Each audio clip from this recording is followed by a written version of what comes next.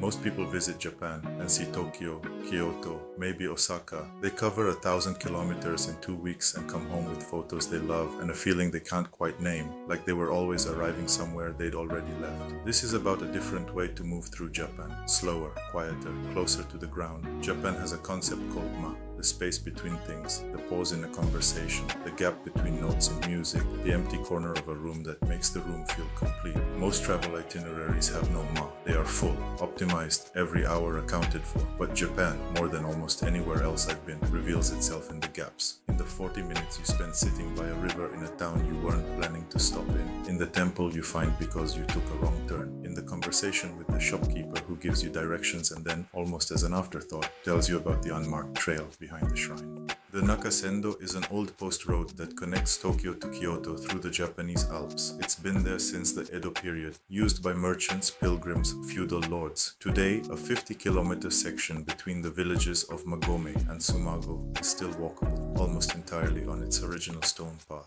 The walk takes 2 days if you're unhurried. You pass through cedar forest, along rice paddies, through villages where the wooden buildings are preserved exactly as they were in the 1800s. No vending machines, no modern signs, no convenience stores.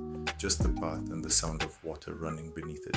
At Tsumago, I stayed in a minshuku, a family-run guest house. Dinner was served at a low table. Miso soup, pickled vegetables, grilled fish, rice. The owner's wife didn't speak English. We communicated mostly through gesture and the universal language of her clearly being pleased that I was eating well. I slept on a futon on a tatami floor. The room was completely silent.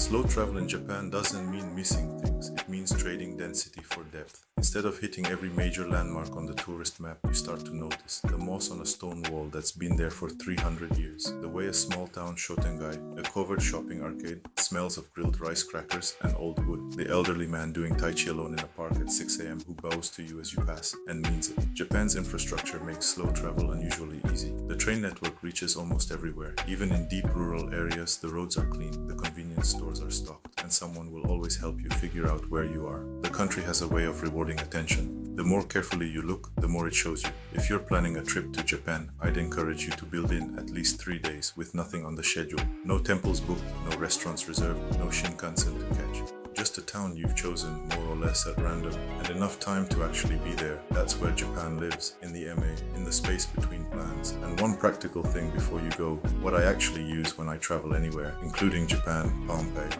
It's a virtual card built for everyday purchases, train tickets, ramen at a local spot, that ceramic bowl you find in a tiny shop down a Kyoto side street. No physical card to lose, no foreign transaction stress, just your card on your phone, ready when you need it. Link is in the description. Now go slow down somewhere beautiful.